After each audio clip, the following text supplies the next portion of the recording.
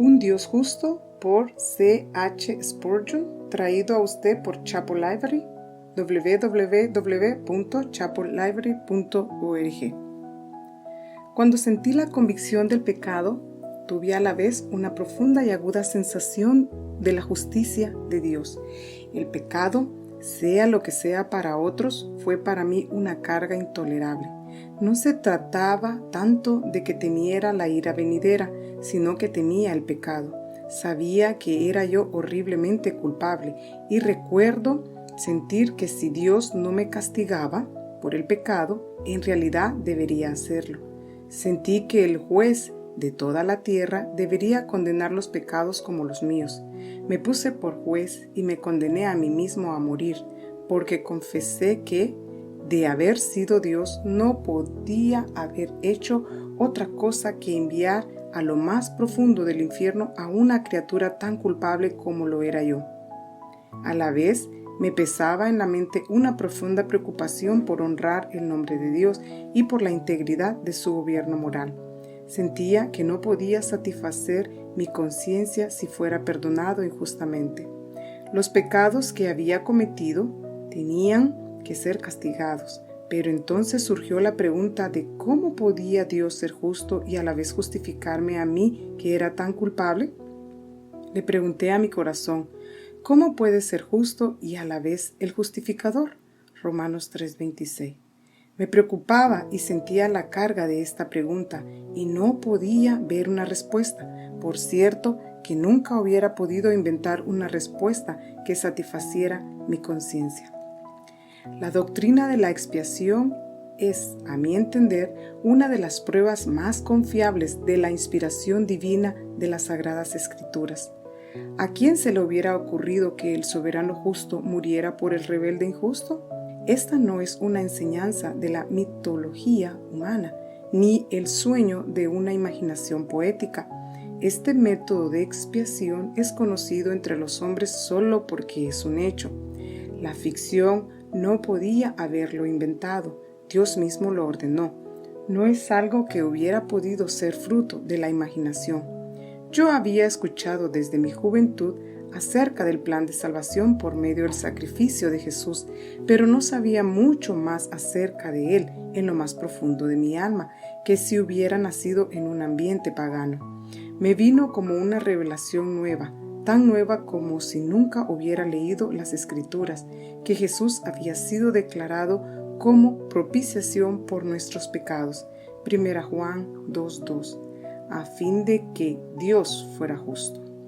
Sintiéndome inquieto ante la posibilidad de que un Dios justo pudiera perdonarme, comprendí y vi por fe que Él, que es el Hijo de Dios, se hizo hombre y en su persona bendita cargó con mis pecados en su propio cuerpo sobre el madero. Vi que el castigo de mi paz fue sobre él y que por su llaga fui curado. Isaías 53:5. ¿Alguna vez has visto algo así? ¿Has comprendido cómo Dios puede ser totalmente justo sin remitir el castigo ni desfilar el filo de la espada y a la vez ser infinitamente misericordioso y justificar al impío que acude a él? Es porque el Hijo de Dios, supremamente glorioso en su persona incomparable, se ocupó de vindicar la ley, cargando con la sentencia que yo merecía, y por consiguiente Dios puede perdonar mis pecados. La ley de Dios fue más vindicada por la muerte de Cristo que si todas las transgresiones hubieran sido castigadas para siempre.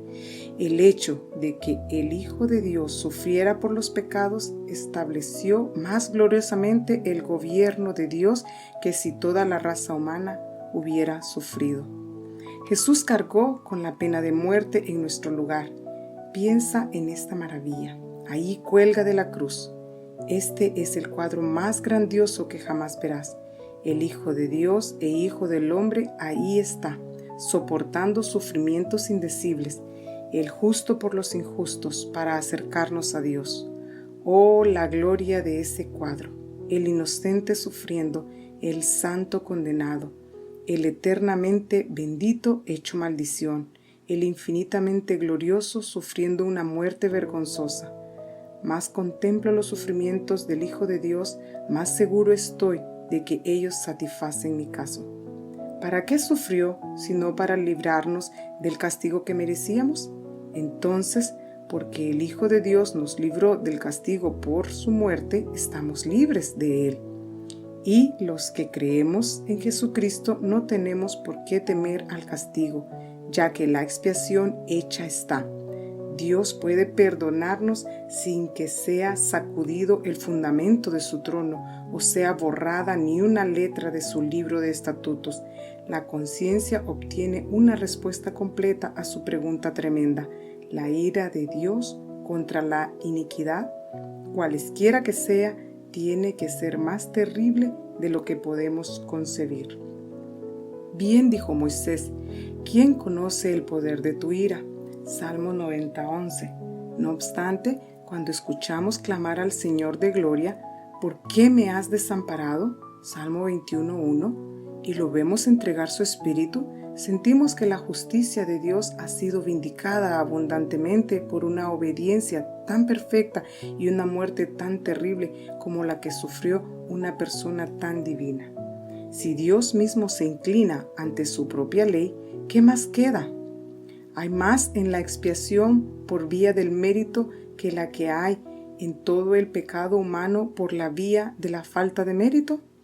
El gran golfo de este sacrificio amoroso del mismo Jesús puede tragar en su totalidad las montañas de nuestro pecado, en el nombre del bien infinito de este hombre único que nos representa.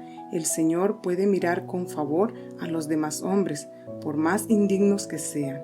Fue el milagro de los milagros que el Señor Jesucristo tomara nuestro lugar y cargara, para que nosotros nunca cargáramos la ira justa de su Padre, pero así lo hizo. Consumado es. Juan 19:30. Porque no escatimó a su Hijo, Dios salva al pecador. Dios puede pasar por alto nuestras transgresiones, porque cargó esas transgresiones sobre su Hijo unigénito. ¿Qué es creer en Él? No es meramente decir, Él es Dios y el Salvador, sino confiar en Él completa y enteramente y para toda tu salvación desde ahora y para siempre, tu Señor, tu todo. Si estás dispuesto a tener al Señor Jesús, Él te tiene ya. Si crees en Él, te aseguro, no puedes irte al infierno, porque eso anularía el sacrificio perfecto de Cristo. Si el Señor Jesús murió en mi lugar, ¿por qué habría yo de morir también? Cada creyente por fe ha confiado en ese sacrificio y lo ha hecho suyo, y por lo tanto puede estar seguro de que nunca perecerá. El Señor no recibiría esta ofrenda hecha por nosotros para después condenarnos a morir. El Señor no puede leer nuestro indulto escrito en la sangre de su propio Hijo para luego enviarnos al tormento eterno. Eso sería imposible. Oh, quiera Dios darte la gracia ahora mismo para poner tus miras en Jesús, la fuente de misericordia para el hombre culpable. ¿Entrarás en este bote salvavidas tal como eres? Aquí encontrarás salvación del naufragio. Acepta la liberación segura. Toma ese paso. Tómalo ya. Te contaré algo acerca de mí mismo para animarte a hacerlo. Mi única esperanza de llegar al cielo descansa en la expiación total hecha en la cruz del Calvario por el impío. En esto confío firmemente. No tengo ni siquiera un rayo de esperanza en ninguna otra cosa. Tú te encuentras en la misma condición que yo, porque ni tú ni yo tenemos en nosotros mismos nada que pueda ser digno de confianza. Unamos las manos, parémonos juntos al pie de la cruz y confiemos nuestra alma de una vez para siempre a aquel que derramó su sangre por el culpable. Seremos salvos por el único y mismo Salvador. Si acaso murieras a pesar de confiar en Él, yo también moriría. ¿Qué más puedo hacer para mostrarte mi propia confianza en el Evangelio que te he presentado aquí?